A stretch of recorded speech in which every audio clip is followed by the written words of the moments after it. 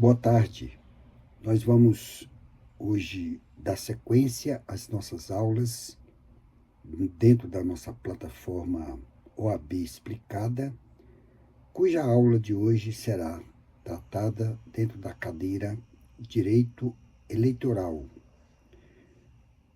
Vamos falar principalmente sobre os temas relacionados a direitos políticos.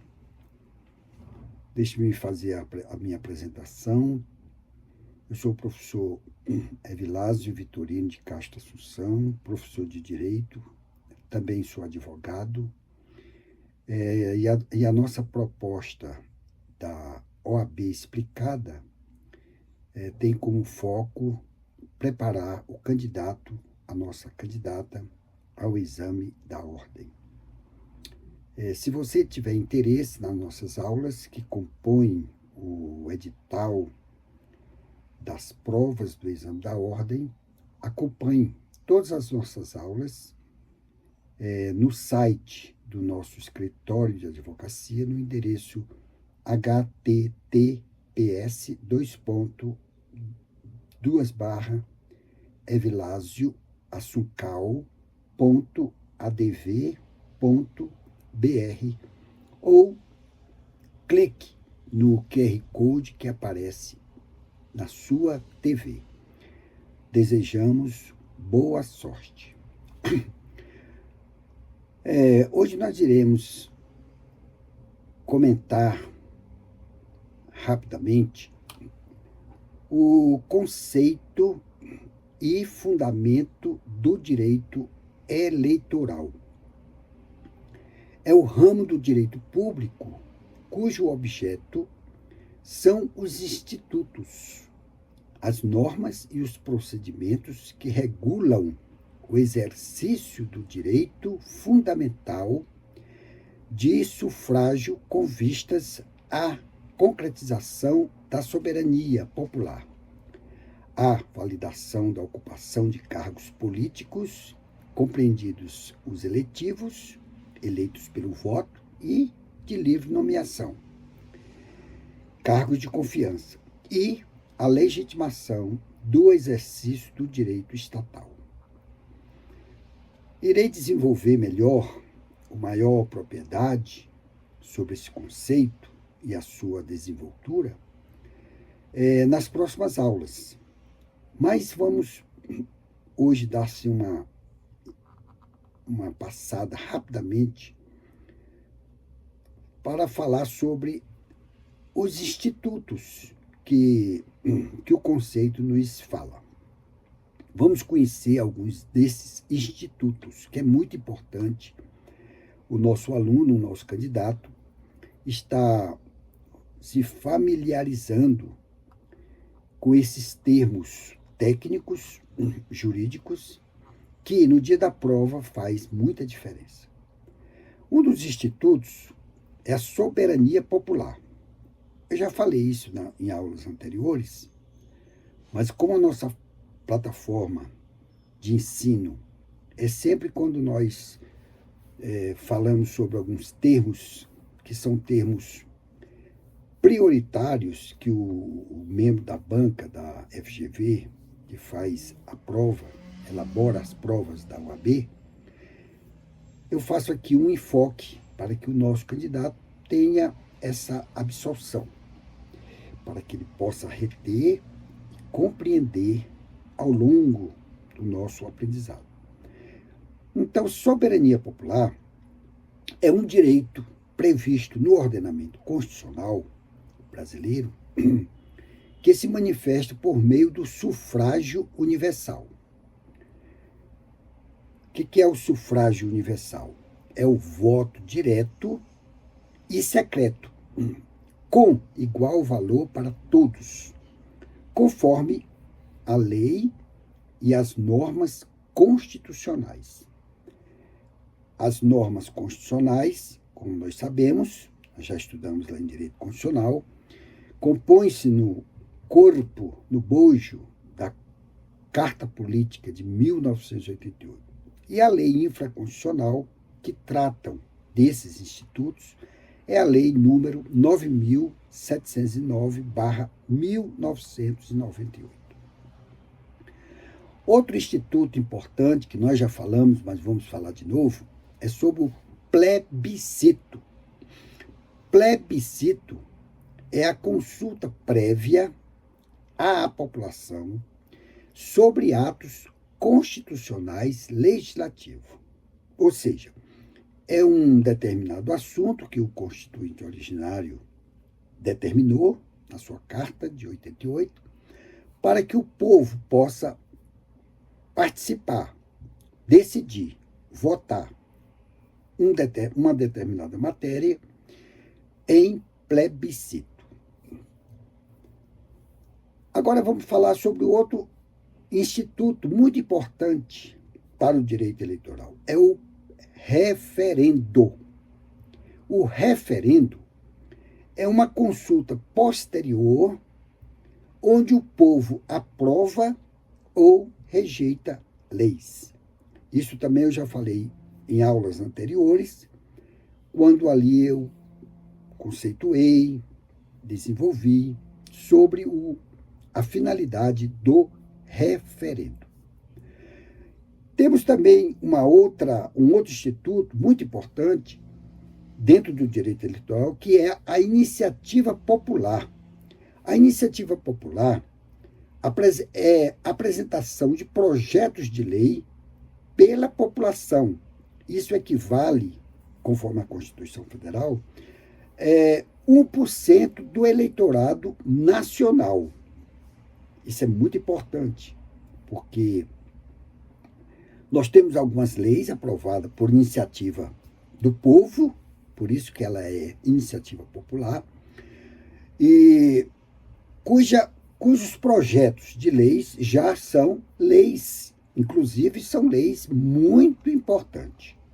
Eu vou citar algumas desses projetos de lei por iniciativa popular que transformou em lei. Eu cito aqui a Lei 8.930, de 1994, que é a lei sobre aquele caso, poucos se lembram, mas é um caso muito marcante. Foi o caso da atriz Daniela Pérez, que incluiu o homicídio qualificado como rol de crimes hediondos. Os crimes hediondos, como eu já falei no direito penal, são aqueles crimes tipificados na Lei 8.072 de 1990. Consta na Constituição Federal sobre esses crimes hediondos, no artigo 5º, combinado com essa Lei 8.072. Mas no direito penal nós iremos falar mais sobre essa lei. Outro projeto de lei que foi por iniciativa popular foi a Lei 9.840, de 1999, que é uma lei muito importante para o direito eleitoral, que é a Lei de Combate à Compra de Votos. Agilizou, com esta lei, os processos para caçar os registros de candidatos que praticam corrupção eleitoral.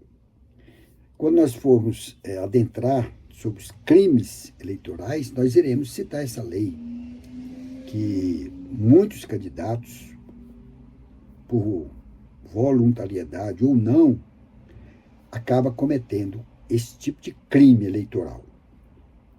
Outro projeto de lei de iniciativa popular que iniciou-se na Câmara dos Deputados foi a Lei 11.124 de 2005. Essa lei ela criou o Fundo Nacional de Habitação de Interesse Social. Esse fundo foi criado com a destinação de financiar moradias para famílias de baixa renda. É uma lei muito importante, principalmente para essas populações, né, de pessoas, de trabalhadores que têm o direito de moradia, conforme a Constituição Federal, obter financiamento para esse tipo de aquisição.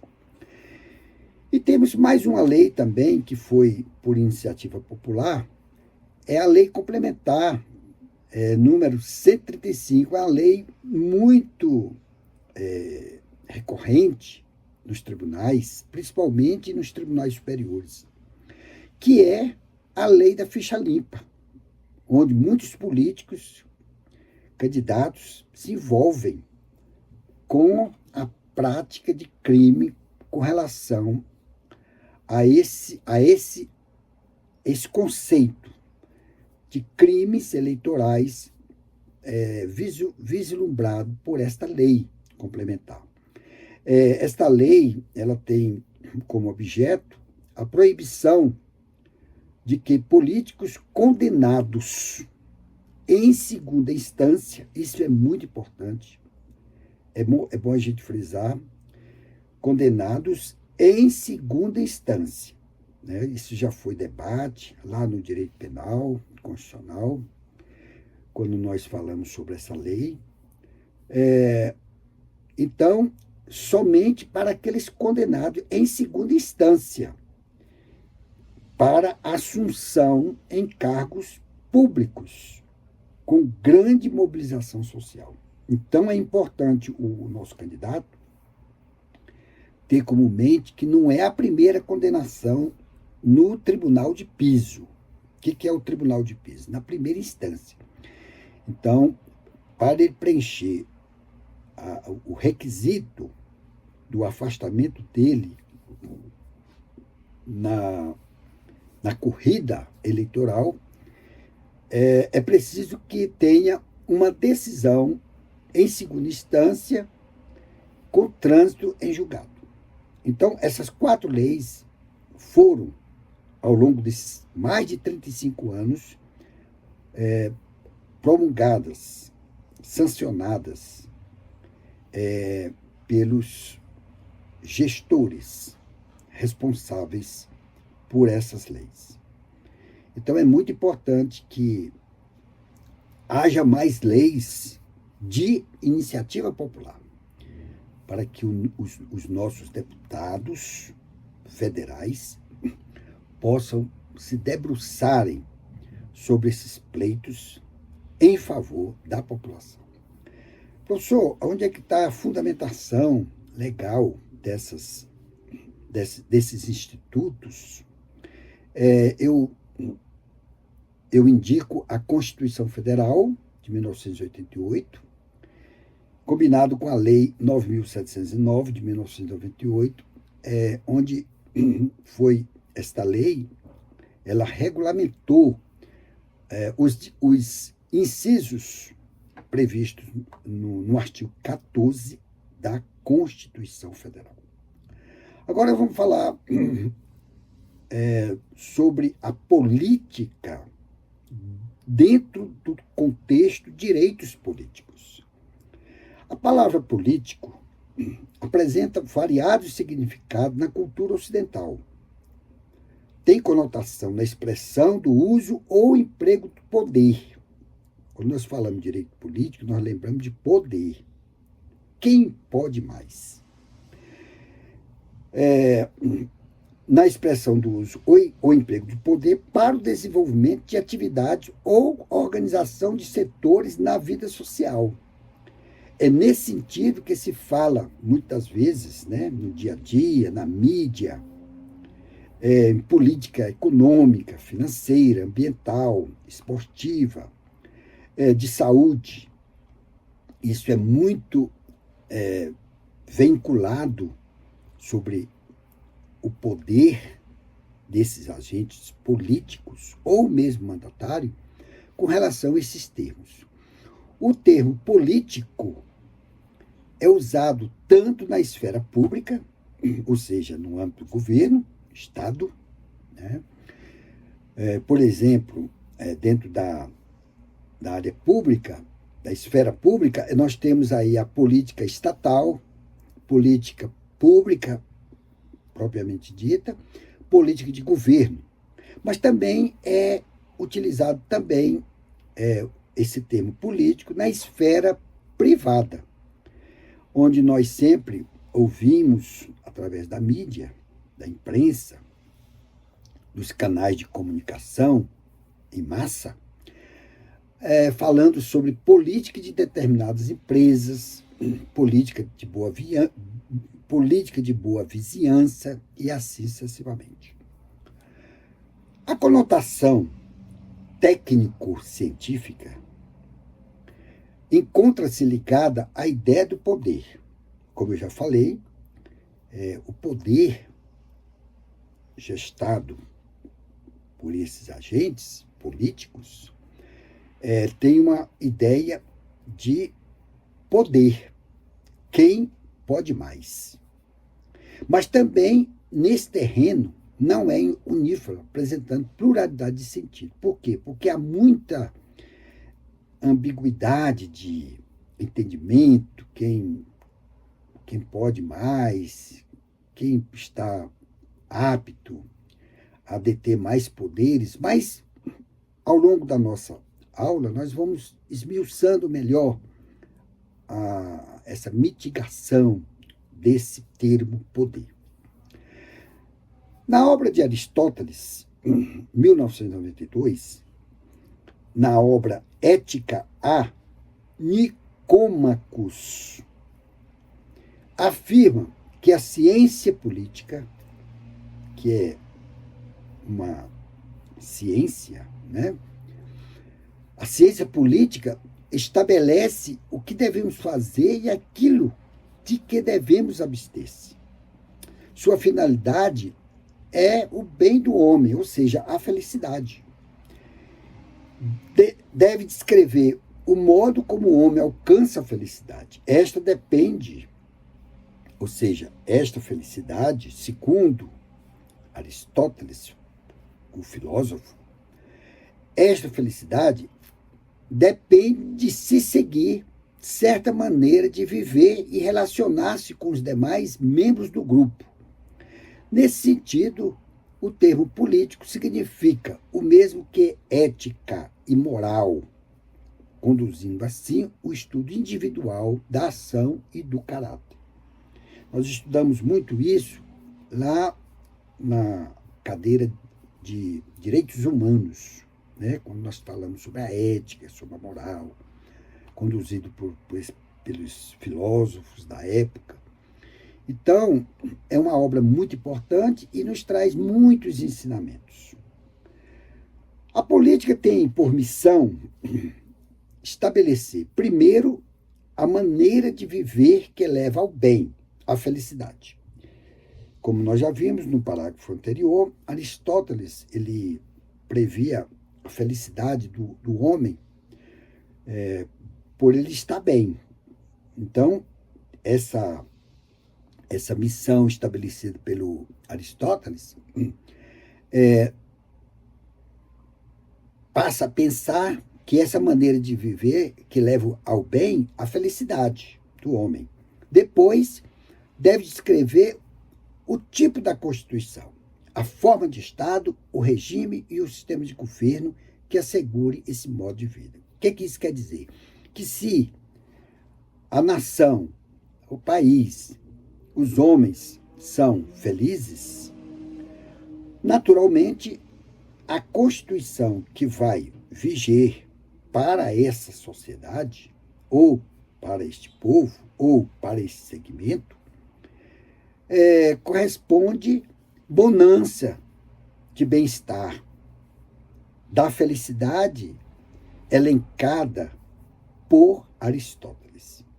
Isso vai contribuir, de certa forma, para a forma de Estado, o regime, né, e o sistema de governo. Então, no caso do Brasil, nós temos uma Constituição que é democrática, onde a forma de governo e o seu regime e o sistema de governo estão todos voltados para as finalidades do bem-estar de toda a nação. Então, nós temos um sistema republicano, democrático, onde o povo tem voz e, naturalmente, todos nós, cidadãos brasileiros, torcemos para que a nossa Constituição seja uma Constituição humanitária voltada para o cidadão, para o bem-estar, segundo Aristóteles. Poder se compreende o fenômeno pelo qual um ente, pessoa ou grupo determina, modifica ou influencia o comportamento de outro ou outrem. A dominação exercida sobre outrem ou outrem propicia que projetos e objetivos sejam perseguidos e realizados. A maneira como sentimos, agimos e pensamos, tanto no plano individual quanto no coletivo, pode ser determinada pela interferência do poder dominante. Ou seja, a sociedade, o cidadão, eles vivem em harmonia, em uma situação de paz. Mas tem uns grupos que se destacam, que dominam, né? Nós vamos conhecer agora esses grupos, né? Para que nós tenhamos uma ideia como é feita essa dominação.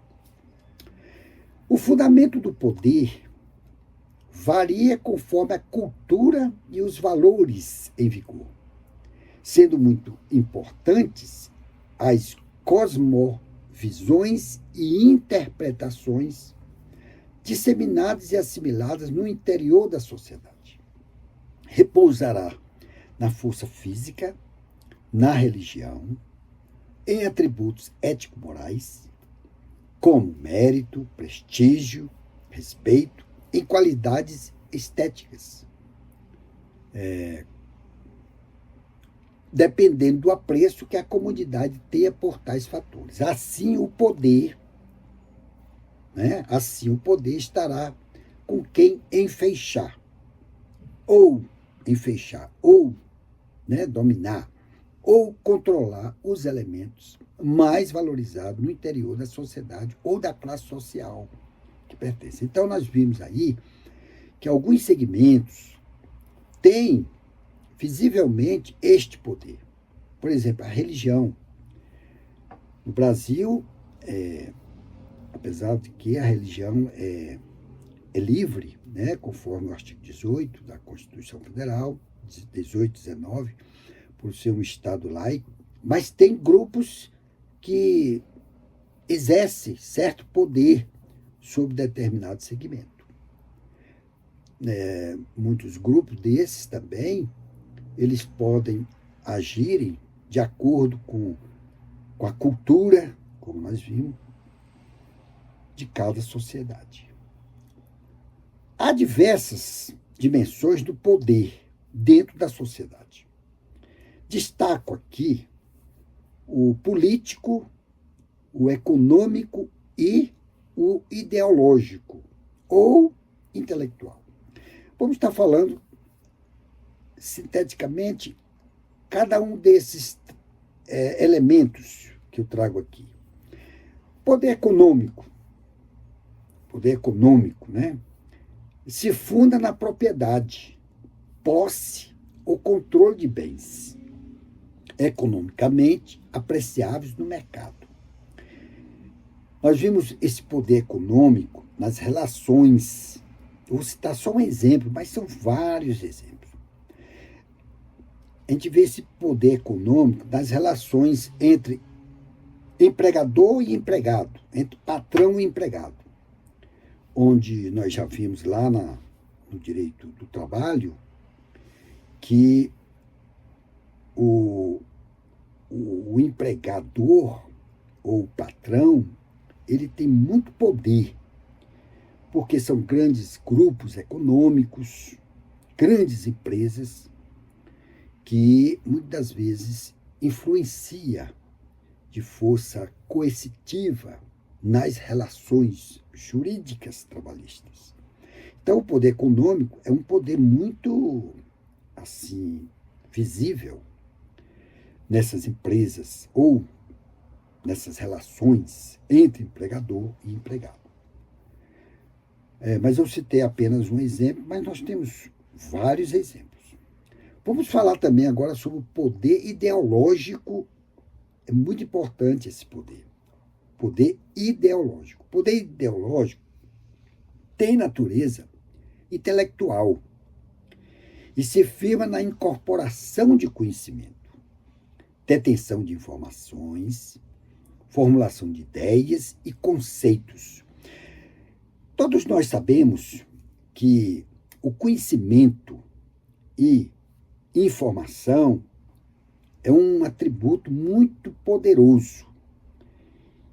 Muitas vezes, quem tem informações ou conhecimento detém maior poder.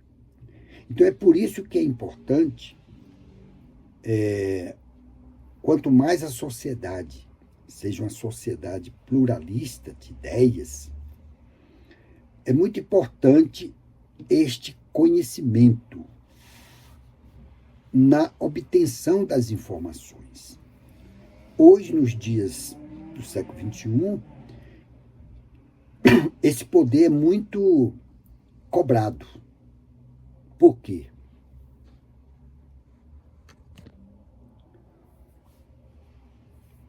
Por que que é muito cobrado? Porque quem tem informação tem poder. E qual poder? Poder ideológico. Vamos falar agora sobre o poder político. É um poder muito forte. O poder político é fundado no imperativo. O imperativo é força coercitiva. Nós já vimos isso em várias cadeiras. Então, o poder político é fundado no imperativo. Imperativo significa dizer poder coercitivo, positivo. De se governar a sociedade. As instituições, organizações público-sociais. Para tanto, nos regimes democráticos, é fundamental a construção de consensos com vista à criação e execução das regras necessárias ao funcionamento da sociedade.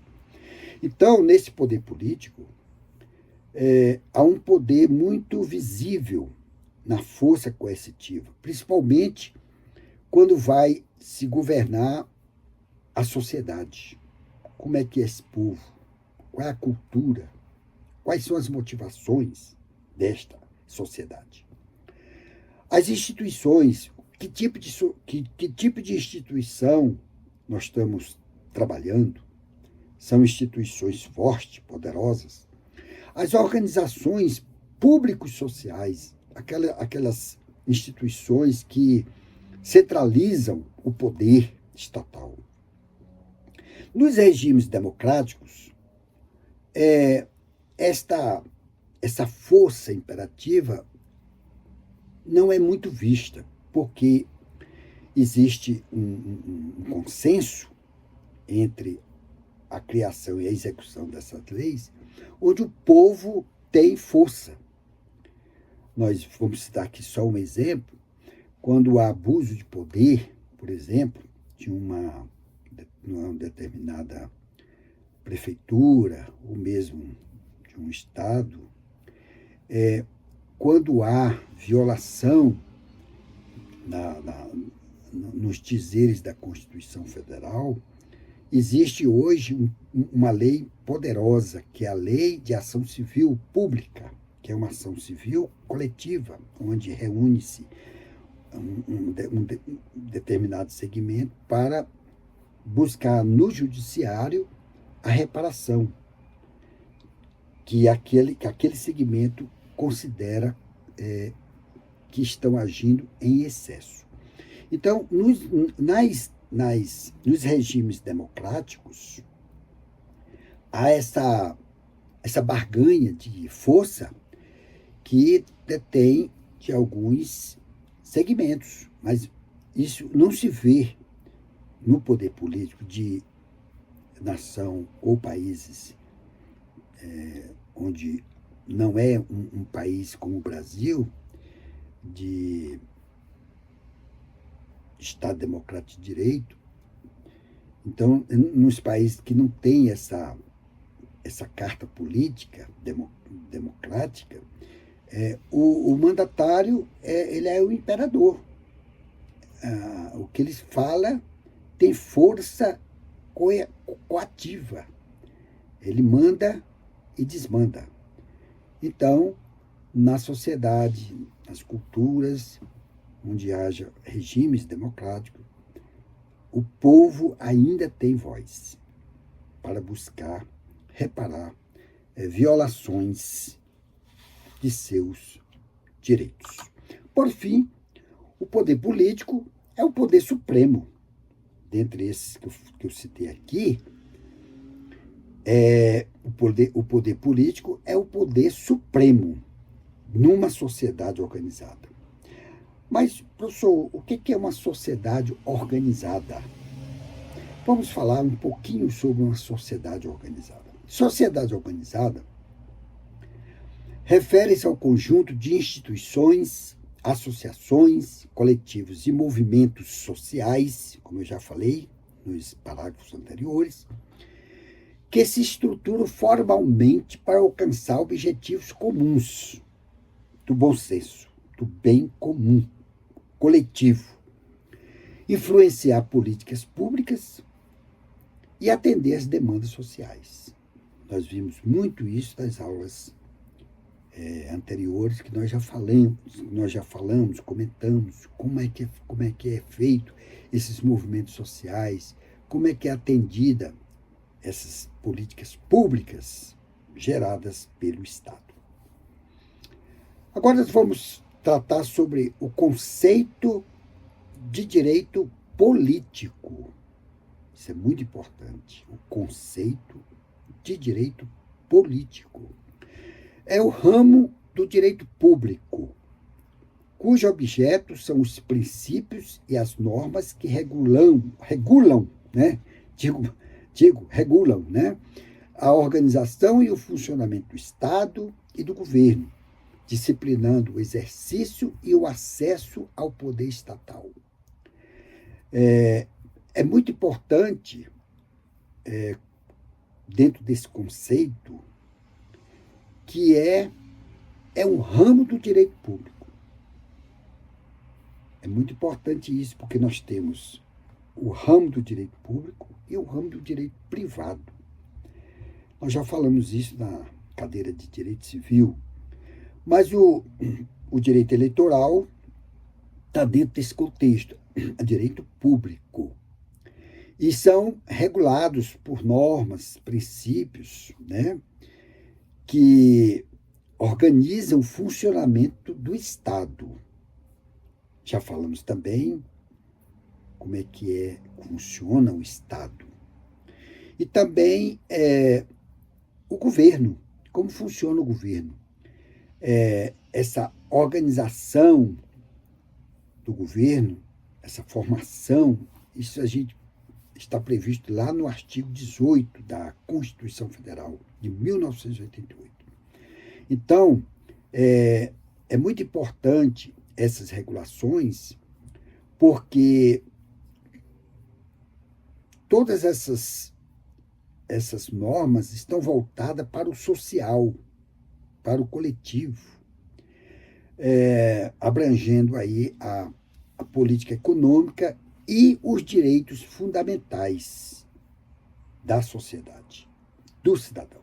É muito importante você estar sob a égide de uma Constituição democrática, como é a nossa, que guarda, protege os direitos fundamentais, desculpem, os direitos fundamentais do cidadão. Denominam-se direitos políticos ou cívicos as prerrogativas e os deveres inerentes à cidadania. Englobam o direito de participar direta ou indiretamente do governo, da organização e do funcionamento do Estado, É muito importante, dentro do direito político ou cívico, essas prerrogativas que o cidadão tem. A cidadania, daqui a pouco nós vamos estar descrevendo o conceito de cidadania, que é muito importante para o cidadão, para o eleitor, gozar desta cidadania. E além disso, além da cidadania, o povo poder ter o direito de participar direta ou indiretamente do governo, da sua organização e do funcionamento do Estado, como hoje é. Como é que o povo participa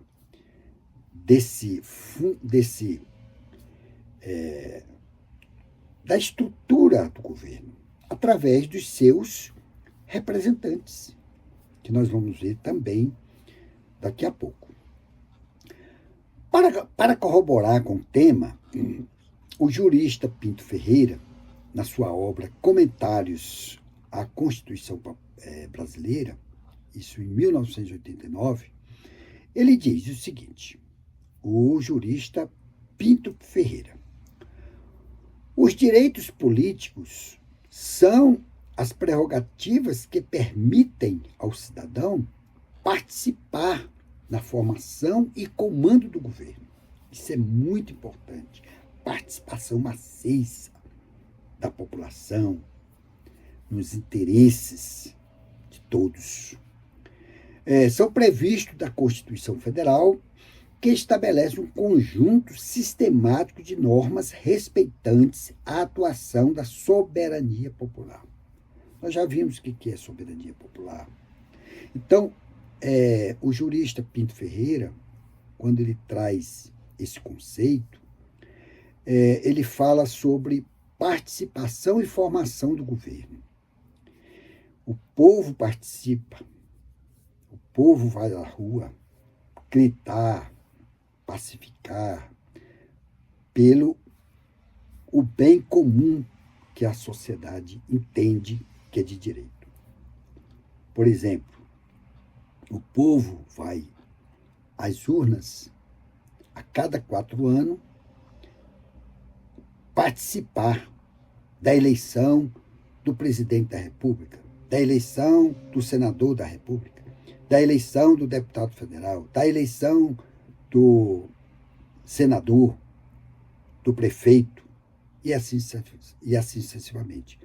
E isso é uma participação direta. E como é que é a participação direta? Através dos seus representantes. Elege-se. O povo elege os representantes, deputado federal, quando eu digo deputado federal, no âmbito federal, deputado do Estado, né? Vai para a Câmara Legislativa e também na Câmara Distrital, bem como as prefeituras para os municípios. Então, isso é uma participação de todos, direta ou indiretamente. E, professor, está onde esse fundamento desse envolvimento do povo? Isto está lá no capítulo 4 do título 2 da Constituição Federal, onde lá diz que os direitos políticos disciplinam as diversas manifestações da soberania popular, a qual se concretiza pelo sufrágio universal. O que é, professor, sufrágio universal? É o voto direto.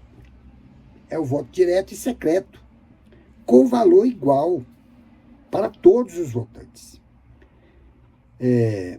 Isso é muito importante, porque na hora do voto, todos têm voto igual, igualitário.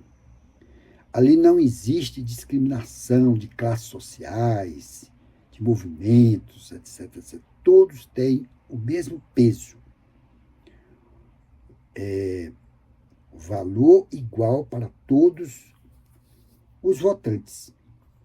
Além disso, nós temos também a participação do povo através de plebiscito, que eu já citei, o que é plebiscito, do referendo também eu já citei, do referendo e da iniciativa popular, onde dentro desse instituto da iniciativa popular eu trouxe para os nossos candidatos, que pode ser tema, objeto da prova do direito eleitoral, do exame da ordem, aquelas 4 leis que, por iniciativa popular, 1% do eleitorado nacional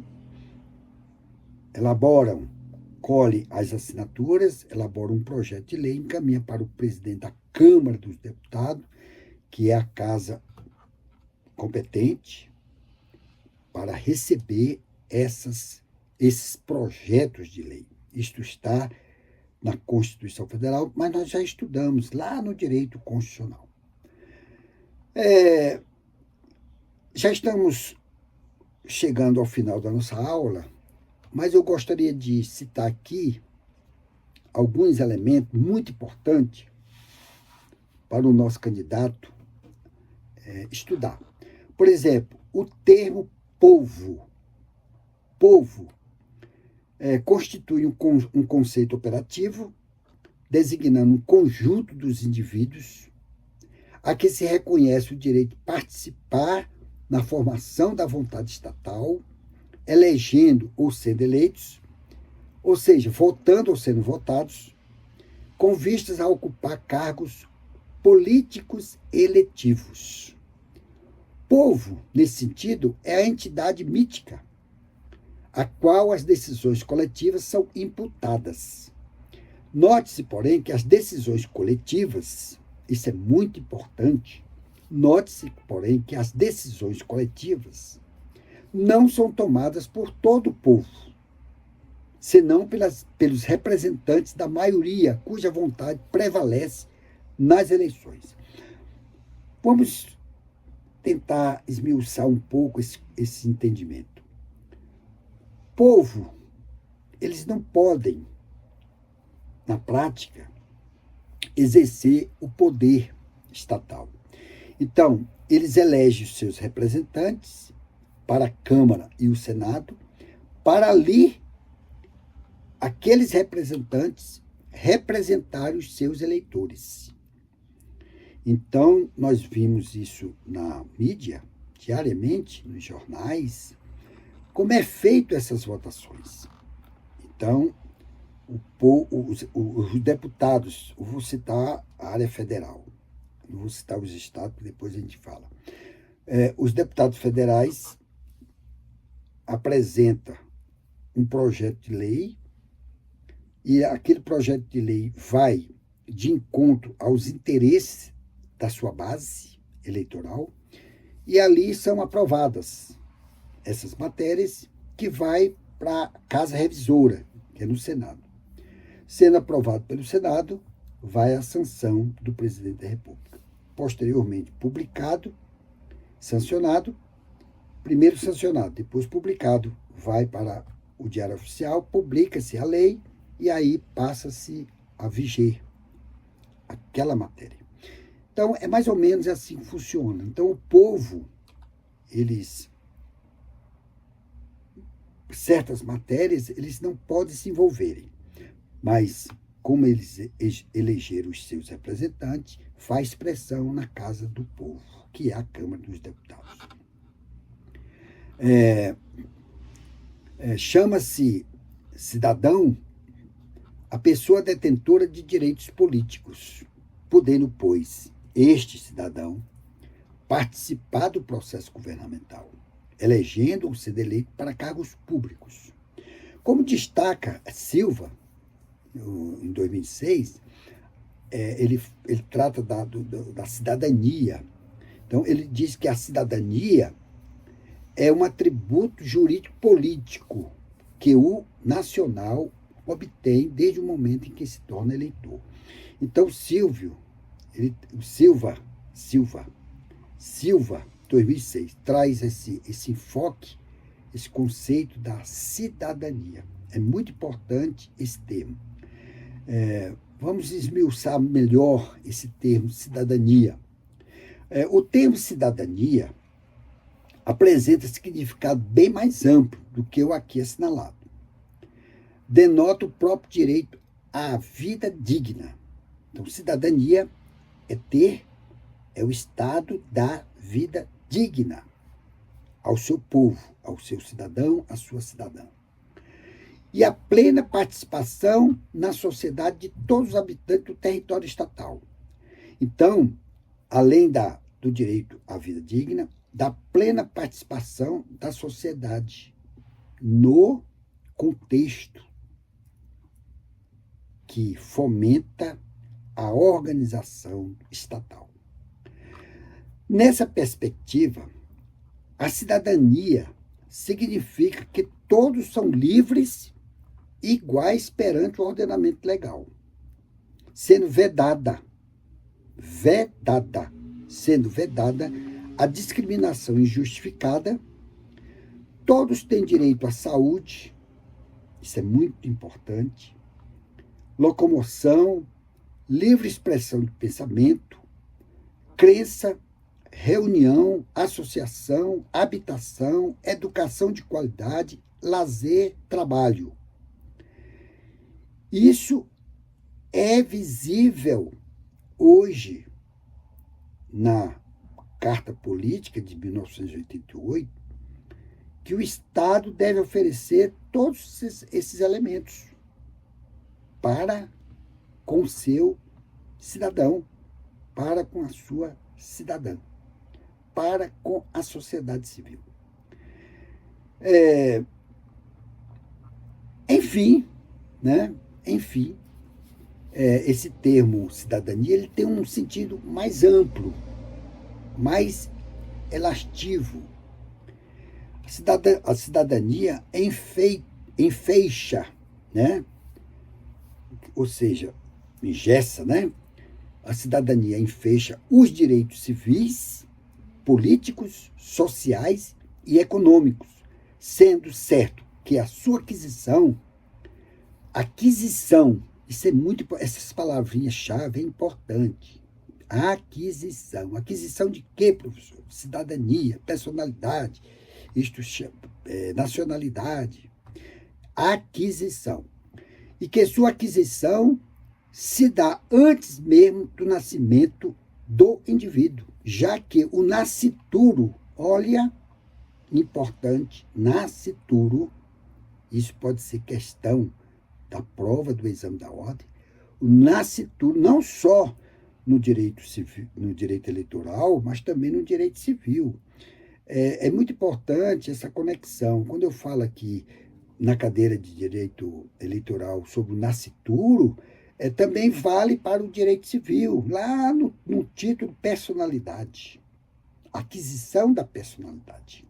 Quando nós estivermos estudando lá no direito civil, aquisição da personalidade, Já que o nascituro também ostenta esse direito.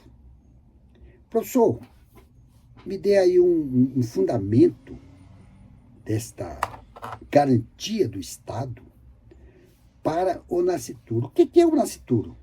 O nascituro a lei civil, pátria, prevê desde a concepção. Desde a concepção. Tem até uma lei de alimentos gravídicos. É uma lei bem antiga, mas está em vigor. É a Lei 11.804 de 2008, onde a mãe biológica, claro, tá levando nela o feto, o embrião, pode ajuizar uma ação no Poder Judiciário para buscar proteção para o seu filho. Isso tem base na Lei 11.804 de 2008 e também tem base na Constituição Federal, no artigo 5º, inciso 35, 36. Isso é muito importante que o nosso candidato e a nossa candidata possa estar lendo esses artigos que eu falo aqui, porque pode ser que caia uma questão no direito eleitoral e no direito civil, ou no constitucional. é muito importante, porque as nossas, como eu falei no início das nossas aulas, essas matérias que compõem o edital são matérias de disciplinas do direito que são interdisciplinaridade, ou seja, elas se faz uma conexão entre o direito eleitoral, entre o direito civil e o direito constitucional. Eu falei aqui do direito eleitoral, que resguarda os direitos políticos desde a aquisição, inclusive do nascituro. Citei aqui a lei, e também tem na lei civil, Código Civil é a lei 10.406, de 2002, artigo 2º, que lá fala que a personalidade civil é protegida, é guardada, é garantida desde a concepção dos direitos do nascituro. Assim como também no direito constitucional. Falei aqui do artigo 5º, inciso 34, 35, 36 e assim sucessivamente, que fala do acesso ao poder judiciário. Toda vez que o cidadão tiver sido violado de seus direitos, ele pode ter acesso ao poder judiciário para corrigir, para ser reparado aquela lesão violada. E pode até ter direitos a danos moral, material, intelectual. Isto está lá no artigo 5º da Constituição Federal, incisos 5 e 10, Lei 10.406, 2002, artigos 186 e 924 em diante. Assim como também no artigo 5º da Constituição Federal, inciso 35. Já estamos chegando no final, mas eu gostaria de reforçar que todos esses artigos que eu falo aqui durante as nossas aulas, que o nosso candidato, que a nossa candidata, leia, para que você possa estar, sim, absorvendo esses conceitos, essa norma, esses artigos, para que no dia da prova você está apto a responder a qualquer questão sobre esses itens. Em conclusão, os direitos políticos ligam-se à ideia da democracia. Isso é muito importante. Nós já falamos o conceito de democracia. Nesta democracia sobressai a soberania popular e a livre participação de todos nas atividades estatais. Já falamos, participação coletiva, individual. A democracia, hoje, figura, inclusive, nos tratados internacionais como direito humano e fundamental. Então, esse termo democracia, hoje não está mais só no âmbito do direito, do ordenamento do direito público interno, mas também ele está no âmbito do direito internacional. Então, esse termo, democracia, os países que tendem a terem políticas públicas voltadas para os regimes democráticos, eles têm esta preocupação de respeitar, valorizar os direitos humanos, que é, inclusive, um princípio fundamental previsto na nossa Constituição, que é o artigo 1º, direitos humanos. E o fundamental, que é uma cláusula pétrea. Isso está lá no artigo 5º, combinado com o artigo 60 da Constituição Federal, que os direitos fundamentais do cidadão, eles são cláusulas pétreas. Ou seja, o que é cláusula pétrea? Eu já falei lá no direito constitucional, mas vou falar aqui de novo. São itens inegociáveis que o legislador infraconstitucional nem pode votar. Isso nós já vimos lá no direito constitucional. Quando for atacar um direito fundamental do cidadão, não vai nem para votação, porque é cláusula pétrea. É uma garantia do Constituinte originário de 1988. Bem, agora eu vou falar sobre a fonte da biografia do nosso professor, que dentro da sua obra magna eu extraí o conteúdo da nossa aula de hoje. A fonte é professor José Jairo Gomes. A sua obra, Direito Eleitoral, 21ª edição, da editora Gen Atlas, ano 2025. Eu aconselho você, meu aluno, você, minha aluna, você, candidato, você, candidata, ao exame da ordem, adquirir essa obra. Porque quando você for advogado, quando você for advogada, você vai precisar dessa obra jurídica para o seu dia a dia, no tratamento com o seu cliente, nas questões eleitorais. Então, eu gostaria de pedir aos nossos candidatos que leiam todos os artigos que eu falei nesta aula, bem como a Constituição Federal, a Lei 9.709, Lei 11.406, Lei 11.804, que foram objeto de assunto da nossa aula magna de hoje. E quero agradecer muito a você, candidato, que me observou, acompanhou o desenvolvimento dessa aula. Vou me despedir e desejar muita sorte para vocês e continue a estudar, porque quem estuda passa. O meu muito obrigado e até a próxima aula.